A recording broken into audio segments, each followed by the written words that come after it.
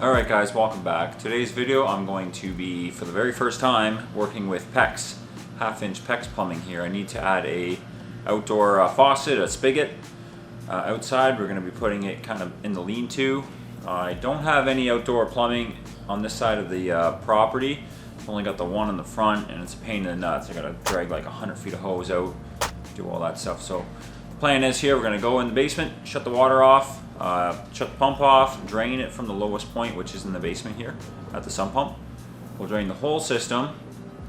We'll come up here to the ceiling. We've got the ceiling exposed in the garage here, and I'm going to show you what I'm doing with the half-inch PEX. So, like I said, it's my first time using this PEX. I've never done much plumbing at all. I do mostly high voltage power line work, so I stay away from the water unless it's raining on me. So today's going to be interesting. So if you need to do some basic plumbing in your house, or you're adding an outdoor faucet, spigot, this will be the video for you, okay? So stay tuned. Alright, so we're in the garage, guys. I'll save you the heartache of going into the dungeon to drain the water, but I have a previous video where I've used some shark bites and during the demo, and I've disconnected the water down there. But essentially what we're doing is, so we got the ceiling open here, so it's right up in this corner here. Right there, there's a T. So what I'm actually going to do is I'm going to go ahead and cut that PEX, and we're going to run a new piece of line all the way down following this ceiling joist to this cavity here, and we're actually going to be coming down here on the other side of this wire, coming down, right till we get in here. And then right where that hole is there, we can see the outside. We're going to, that's where we're going to put our faucet. So somewhere here, I think I'm going to frame in a little access hole so I can do my ball valve. So I can shut it off. Then I can just keep the valve open, and then all the water should drain out for the winter time so nothing freezes. And then it's in a wall here. I'll wrap the pipe probably, but I don't suspect it's going to be any issues there. So yeah, let's get after it. Alright guys, well they do make proper cutting tools for PEX. I didn't have it, so I went ahead with a metal bit and a sawzall there, and I was able to cut it. It went pretty good. You just got to make sure you got no burrs. Now I also cut out a little bit of the PEX there so I could insert my T. There you can see me inserting that half-inch copper T into the PEX there. Like I said, I did cut a little bit of the half-inch PEX out so it would be nice and tight. Make sure you got your half-inch rings already on before you go ahead and push it on. And then you want to position those things roughly 1/8 of an inch from the edge of the PEX before you crimp it. They're not like regular pliers where you try to force them open. You open them a little bit and then you pull. For me it's this right handle. You pull down and it opens up all the way and it lets you get right over the crimp.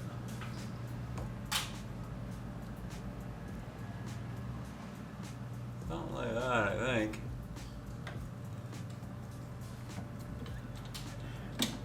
Well, that was easy. Cool. I wish a 27,000 volt splice was that easy. You plumbers got it made. Just kidding.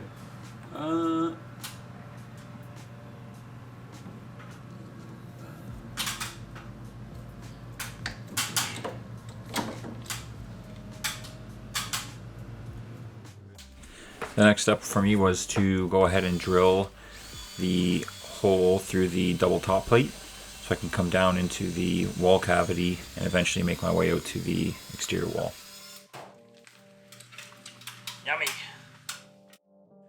Now you can go ahead and frame this however you'd like. For me, being up here in Canada, I do need a shut-off valve for exterior water just so pipes don't freeze. So I'm going to be putting a little ball valve inside of that box there. So I'm just drilling a couple holes so I can shoot my half-inch PEX through. And I end up using a ball valve with 2 half-inch shark bites just to keep things nice and tight there. I failed to record myself just drilling another hole, but basically in between the joists I have some joist blocking So I went ahead, drilled a hole there for my 1/2 inch PEX, and I start at the actual T, and I'm pushing the 1/2 inch PEX through the block, and I'm heading towards the ductwork you can see there. So the hole that I drilled through the double top plate, and the way the angle worked out, I was actually able to take the PEX and pull it right down through the double top plate, and I didn't need a 90. So depending on your situation, you may need to cut the PEX and insert a 90 so you can come down straight through the double top plate and into the wall cavity. But for me, the angle was actually perfect. I didn't have any big kinks or anything in the PEX, so I just let it ride. Here, and then it's coming down.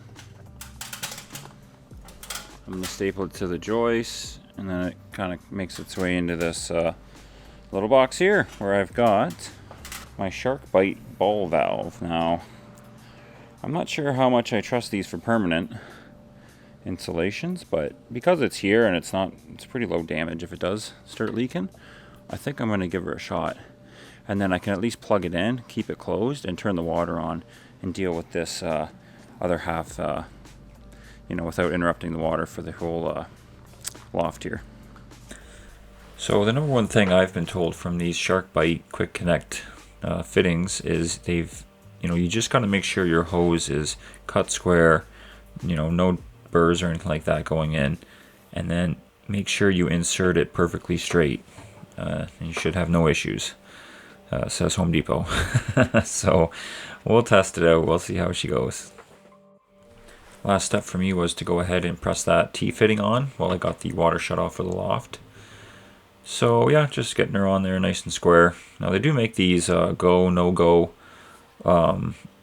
little checkers, basically. You slide it in there, make sure that you're perfectly squared. Mine ended up being pretty good, so we're going to turn the water on now and let her ride.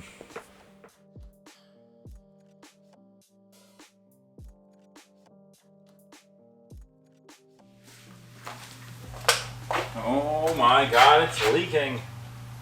Just kidding. Imagine there'll be some air down in here, but... Woo! He's working.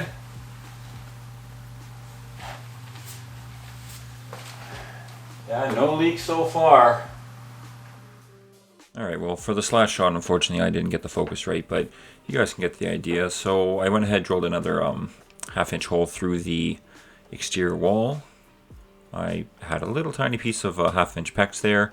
I pushed it on my outdoor faucet, and I've got my 3 little copper rings there. So when I was actually pressing it, the one going outside, I ended up, it wasn't quite a 1/4 inch or 1/8 of an inch from the wall. It pushed itself out a little bit. I was a little worried, but it ended up holding up, so I'm gonna let it ride. Yeah, pretty straightforward. Just make sure you come on nice and square. I got my keep everything nice and clean, and I'll show you in the next shot here the outdoor faucet. Last test for me, just make sure everything works. So managed to get water outside using the well, we used 1/2 inch PEX with the rings. We also used the 1/2 inch PEX with the shark bites, so we got a little bit of a combination of both. Everything seems to be working. Last step for me is just to fill those holes that I made. I didn't really understand how not flexible this PEX stuff is, so I came straight down and out, as you can see there. I just went ahead, I caulked around the hoses and the outside faucet as well. I caulked around there just to keep her nice and watertight. If you're new here, guys, consider subscribing. We're a homesteading and how-to style channel. We're currently working on a 2-story addition off the back of our old farmhouse. And yeah, we're putting these little videos out here and there. I've been learning as I go quite a bit on this project. And yeah, so check it out. We've got tons of videos on various aspects of living on a small homestead, and we'd like to hear from you. All right, have a good day.